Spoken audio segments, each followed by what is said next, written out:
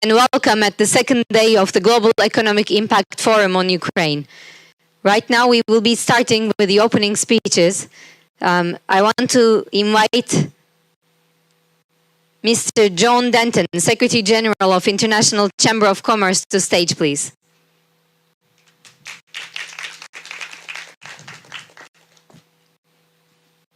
Welcome, Mr. Denton. Thank you very much.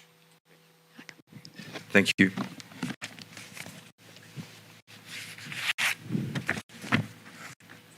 Thank you very much. It's wonderful to be here. Can you hear me? Yes. Okay. What about, could you hear me if I do this? Can you still hear me if I'm talking? Yeah. That's not bad, eh? I'm learning as I go. Listen, first of all, thank you very much for inviting me to participate in today's event. I know yesterday was a very busy day for a number of the attendees, and I actually see some colleagues of mine and friends of mine who I met when I was recently in Kiev as well, so welcome to all of you. My name is John Denton. I'm actually an Australian, and the first Australian in the 101-year history of the International Chamber of Commerce to lead the International Chamber of Commerce. So they didn't quite know what they were going to get, but they got me. So I'm very much enjoying the role.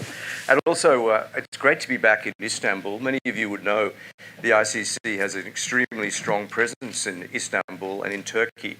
And we work very closely with Tob and, of course, my good friend Rifat Bey. So we're very involved. So you can't fully hear me? Oh, I thought it was going quite well. Okay. So anyway, so the ICC, just so you're clear, and we're very glad to have our new logo up there. We're the world's business organization. We represent more than 45 million businesses globally. We're actually present now in more than 130 countries. And I'm very pleased that we've been able to expand our membership and the constituency that we serve over the last few years that I've been leading the organisation. Many of you would actually know also that the International Chamber of Commerce was established in 1919 in the wake of the First World War and in the midst of the Spanish flu influenza. And it was established by a group of visionary European industrialists on the conviction that greater commercial exchanges between nations is conducive to the promotion of peace.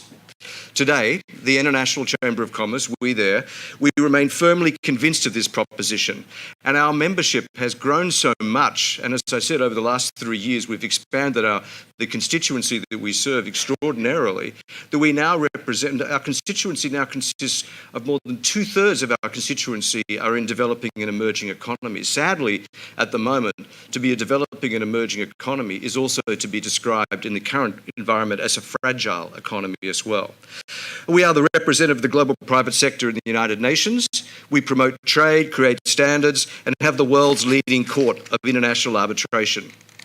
And we have witnessed not only the first-hand devastation of this country, of Ukraine. Sorry, just allow me to sort myself out. And we do that all in the service of peace, prosperity, and opportunity for all. And that is our guiding principle: peace, prosperity, and opportunity for all. And when we say all, we mean everyone, everywhere, and that's what we actually do.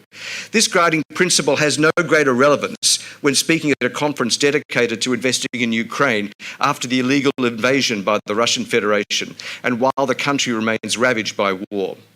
The founding fathers, and yes, they were men at the time, of the International Chamber of Commerce were known as and are still celebrated as merchants of peace. And it's precisely with the spirit of our founding fathers that we are all convened here today. It's a real honour to join you, to support Ukraine, and give today's keynote address. I've witnessed not only the first-hand the devastation of the country, including most shockingly in Bucha, but also the extraordinary efforts of the Ukrainian people when I visited there about a month ago as the guest of Gennadiy and the Ukrainian government. I thank you very much for that. I've also witnessed the extraordinary efforts of the Ukrainian people, the government, and importantly, of businesses. Most recently, we convened what we call the ICC Regional Action Network, which brings together all the chambers of commerce in Europe. And we are presenting to them the functioning chambers of commerce in Ukraine. And let's not forget that the chambers of commerce in Ukraine are still functioning, and they are an incredibly important lifeblood for the maintenance of the economy in Ukraine. So let me begin by acknowledging all the Ukrainian organisers of this conference, and there are many, from clusters through to associations, through the government, and the many Ukrainian speakers and participants, both those who have travelled far to be here and the many more who are unable to leave while they serve in the military while continuing their important day jobs. And let me also pay my respects to the Turkish government, citizens and the Turkish business community who have done so much to support Ukraine, not least through the extremely important ongoing diplomatic efforts to broker a deal to allow the reopening of the Black Sea for vital Ukrainian exports to reach the rest of the world. I've been asked today to speak on international trade as a mechanism to support global economic stability. It's hard to think of a more pertinent topic at this time, or a pertinent theme. And I would like to use this occasion to make three key observations that no doubt will be explored in greater depth in the panels that follow. First, I want to provide an overview of the very difficult global economic context in which we're all operating, and outline the most urgent policy interventions from a global business perspective. Second, I will cover the importance of keeping international trade flowing, especially food, and how the public and private sectors can work together to best achieve that. And then I will conclude by providing some thoughts on why and how the international community must support the Ukrainian private sector, not only for Ukraine, but actually for the world. So to begin, the global economic context in which this conference is taking place is, to put it bluntly, devastating. Today, over 60% of workers have lower real incomes than before the pandemic. 60% of the poorest countries are in debt distress or at high risk of it. Developing countries, as I said before, which now represent 2/3 of the ICC's constituency, are actually searching for an additional 1.2 trillion per year to fill their social protection gap. That's how far they've fallen. And there's an extra 4.3 trillion required to meet the Sustainable Development Goals. That's more than ever before.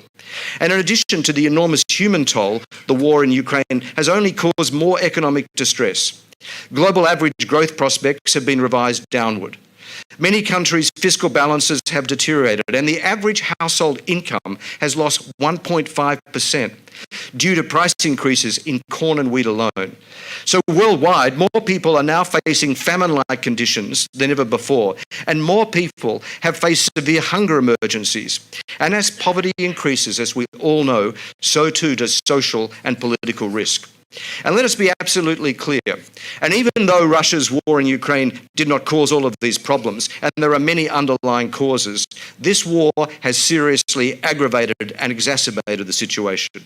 The blockade of the Black Sea has exacerbated massive food security challenges globally, effectively taking Ukrainian wheat and sunflower off global markets, drastically restricting the ability of fertilizers from Russia and Belarus, and generating market volatility and huge price spikes. In Beirut alone, where the ICC is very present, even with a centre of entrepreneurship there, we saw price increases of around 1,000%. That's the level of volatility we're seeing. Accordingly, as a first order priority for the global business community, let us be clear. This war must stop and the blockade must be removed. Similarly, the war in Ukraine has led to huge spikes in energy prices, which anyone here who drives a car and pays an electricity bill certainly would have noticed, but which is also driving inflation across the real economy, putting the balance sheets of small businesses at risk and leading the world into potentially stagflation. Most worryingly about this global economic situation is that the underlying factors generating the food, energy and debt crisis are all compounding upon each other, causing vicious cycles. Record food prices will likely continue to rise with increasing fertilizer prices, rising interest rates. Maritime costs are at triple their pre-pandemic average on account of supply chain disruptions. And record oil prices and gas prices, each of which goes on to increase the cost of the other.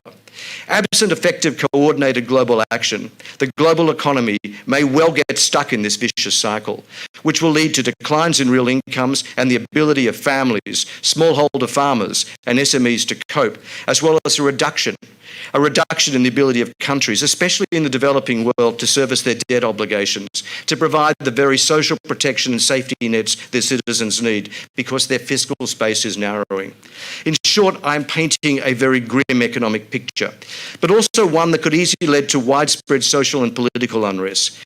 In such a situation, the world needs a comprehensive and coordinated global response, because these issues are all interlinked.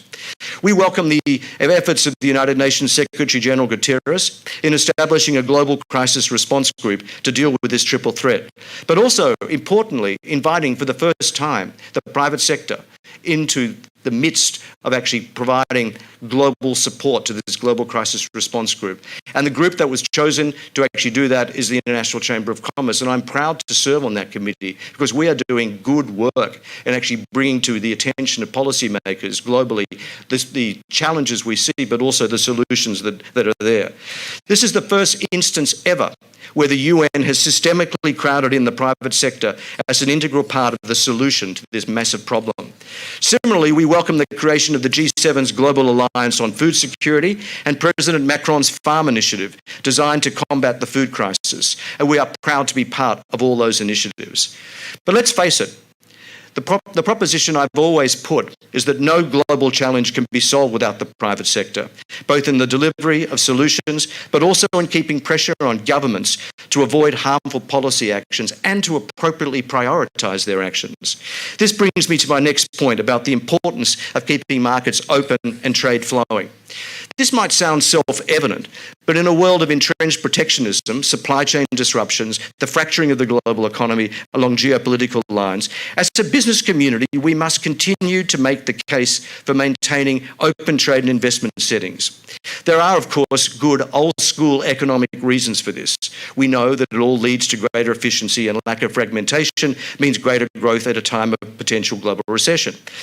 But let's be clear as well, open trade settings minimise supply chain disruptions and help rebuild more resilient value chains.